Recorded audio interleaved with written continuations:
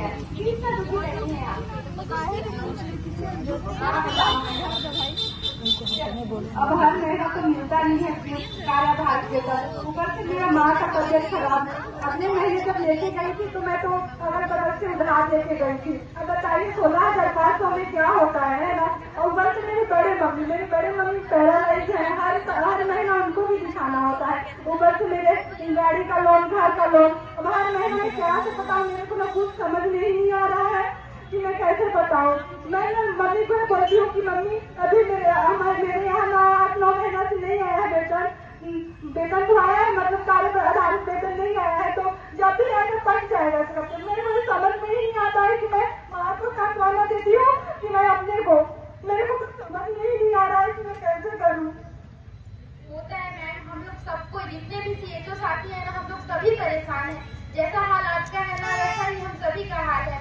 इतना दुखी मत होइए आप रोइए मत मैडम, सब ठीक हो जाएगा। बताइए ना मैडम, बताइए, छोटा सा मेरा बच्चा है, अभी इसको लेके मैं अपना आयुष्मान आरोग्य मंदिर जाती हूँ।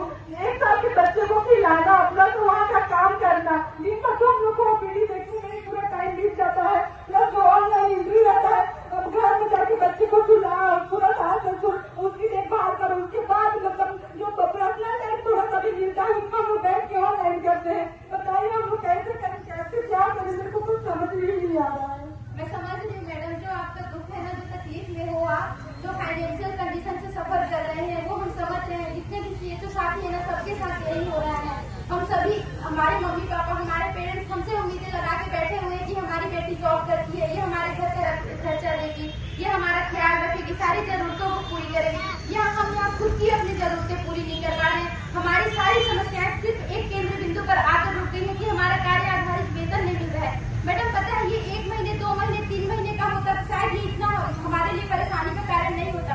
पिछले 1 वर्ष से हम लोग इस परेशानी से जूझ रहे हैं, और हम सभी सीएचओ साथियों की ना परेशानियों की 90% रीजन यही है। अगर ये पीएलपी भुगतान हो जाए, हमारा कार्य आधारित वेतन हमें मिल जाएगा मैडम, तो हमारे समस्याओं का समाधान हो जाएगा। लेकिन इस बात को हम कैसे करें, कैसे सामने वाले अधिकारियों तक पहुँचाएं कि हम इतनी परेशानियों में हैं। हम ऐसा नहीं है कि हम हमारा काम नहीं कर रहे हैं, वो जिस समय पर हमें जो काम दे रहे हैं वो काम समय पर हो रहा है, लेकिन क्या हो रहा है, हमें हमारा पीएलपी समय पर नहीं मिल रहा है। हमें हमारे कार्य आधारित वेतन के लिए किसी को 8 महीने से, किसी को 10 महीने से, किसी को 15 महीने से इतना स्ट्रगल करना पड़ रहा है।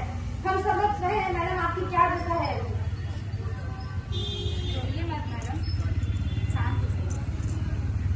हमें कुछ नहीं हो सकता, हम हाथ पे हाथ धर के नहीं बैठ सकती। हम लोगों को ना अपना जानकारी अवगत कराना पड़ेगा उस अधिकारियों को कि हम लोगों का कार्य आधारित वेतन क्यों नहीं दिया जा रहा है। ये सबका हम लोगों को जवाब चाहिए, इसके लिए हम लोग ज्ञापन सौंपेंगे।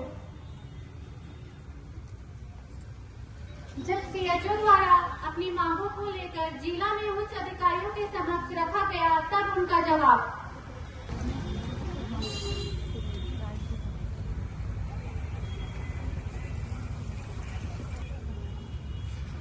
देखिए, आपके कार्य आधारित वेतन के लिए हमारे पास अभी फंड नहीं आया है। जब स्टेट से फंड आएगा तो हम आपको रिलीज कर देंगे।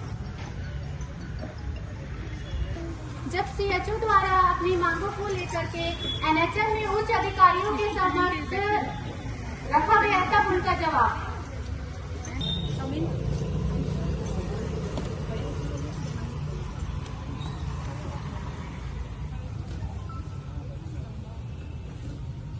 देखिए, हम लोग जिला में दे चुके हैं जितना भी फंड हमारे पास था, बाकी फंड आना है। जैसे आएगा हम शीघ्र आप लोग को फंड दे देंगे सभी जिलों में। कार्य आधारित वेतन बिना सीएचओ की आर्थिक एवं मानसिक स्थिति से गुजरना पड़ रहा है, उन्हें इतनी परेशानियों का सामना करना पड़ रहा है। तो यह हमारा पहला मांग है जो लंबित है। अभी तक किसी जिले में 2 महीने से 5 महीने से 10 महीने से 15 महीने तक हमको पीएलपी का भुगतान नहीं किया गया है, तो उनको बहुत सारे मानसिक और आर्थिक समस्याओं का सामना करना पड़ रहा है। इन सूत्रीय मांगों में दूसरा मांग है ट्रांसफर। सीएचओ साथियों के लिए यह कितना जरूरी है, सुनिए एक सीएचओ की जुबानी। साथ ऐसा घटना घटित हो चुका है वहाँ पे कि लोग मेरे साथ दिन में भी अभद्र व्यवहार के साथ साथ ही मेरे साथ रात में भी अप्रिय घटना घटित हो चुकी है। मेरे साथ एक बार नहीं 2 बार हो चुका है और मैं इतना परेशान हूँ मानसिक रूप से और आर्थिक रूप से कि मैं वहाँ पे रहना ही मेरा पॉसिबल अभी बहुत ही मैं परेशानी का सामना कर रही हूँ। साथ ही साथ अभी CHO साथियों के साथ इतना सारे बहुत सारी चीजों में इतना परेशानी हो रहा है और साथ ही साथ मर्डर हो जा रहा है, उनके साथ कितना सारा अभद्र व्यवहार करके अप्रिय घटना घटित हो जा रहा है। ये सारा चीजों को देख के मेरे को भविष्य में मेरे को इतना डर लग रहा है। मेरे परिवार वाले इतने डरे हुए हैं कि कहीं मेरे साथ कुछ हो जाएगा तो मेरे परिवार का क्या होगा, क्योंकि मैं अपने परिवार को आर्थिक रूप से सहायता करने के लिए केवल एक नहीं हूँ और साथ ही साथ मेरे माता पिता का स्वास्थ्य इतना खराब रहता है। अगर मेरे को भविष्य में कुछ हो जाता है तो मेरे परिवार वालों को आर्थिक रूप से बहुत सारे परेशानियों का सामना करना पड़ेगा। तो वो सारी चीजें मेरे परिवार को लेके मैं बहुत परेशान हूँ और मेरे परिवार वाले भी कि मेरे साथ कोई अभद्र व्यवहार ना हो जाए, कहीं मेरे साथ भविष्य में कुछ गलत घटित ना हो जाए। ये सारा चीजों को लेके बहुत परेशान है, जिसके कारण मैं अपना ट्रांसफर की सुविधा चाह रही हूँ और वो सारा चीजें जो हमारा गृहग्राम में रहेगा तो क्या है, गृहग्राम में हो गया, जिला में हो गया और 8 किलोमीटर के दायरे में रहेगा। तो मैं अगर मेरे साथ कुछ कोई परेशानी होता है या तो कोई अप्रिय घटना घटित हो रहा है तो मैं तुरंत अपने परिचित व्यक्तियों को, अपने घर वालों को वहाँ पे सहायता के लिए बुला सकती हूँ और मैं वहाँ पे अपने गृह जिले में सुरक्षित महसूस करूंगी। तो मैं आपने सुना कि CHO के लिए ट्रांसफर कितना आवश्यक है ताकि वो अपने गृहग्राम में रहकर सुविधापूर्ण अपने कार्य का संपादन करें और जरूरत पड़ने पर कभी भी उनके साथ अगर कभी अमान्य घटना घट रही है तो उनको उनके परिचित द्वारा सपोर्ट मिल सके।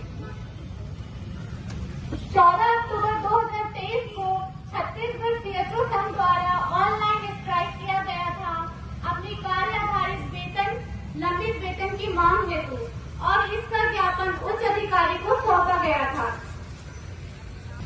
ठीक है, जाइए आप। अधिकारी द्वारा गलत एवं भ्रामक जानकारी देकर उनकी सेवा समाप्ति का आदेश दे दिया गया। सुनिए पवन वर्मा की कहानी, उनकी दुकान। मेरा नाम पवन कुमार वर्मा है। मैं जिला संयोजक CHO प्रकोष्ठ कांकेर जिला का हूँ। मेरे द्वारा अक्टूबर 2023 में CHO के ऑनलाइन स्ट्राइक जो कि कार्य आधारित वेतन के लिए हुआ था, उसका ज्ञापन CMHO कांकेर को दिया गया, जिसका उन्होंने आगे उच्च अधिकारियों को भ्रामक जानकारी देकर मेरे खिलाफ कार्रवाई करवाकर मेरी सेवा समाप्ति करा दी गई, जो कि गलत है और वो किसी के जो कि पूर्णतः गलत है और किसी के साथ भी वैसा ना हो। हम आज इस हड़ताल में आज आए हैं। हमारा 3 सूत्रीय मांग है। पहला, लंबित कार्य आधारित वेतन तथा शासन द्वारा निर्देशानुसार प्रति माह 15 तारीख से पहले भुगतान हो जाए।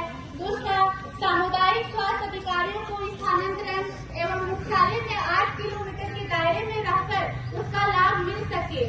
और तीसरा, कांकेर जिला संयोजक श्री पवन वर्मा जी की बहाली। हमारे हड़ताल का 3 सूत्रीय मांग है और इसी की वजह से आज हम मजबूर होकर यह हड़ताल का राह अपनाए हैं।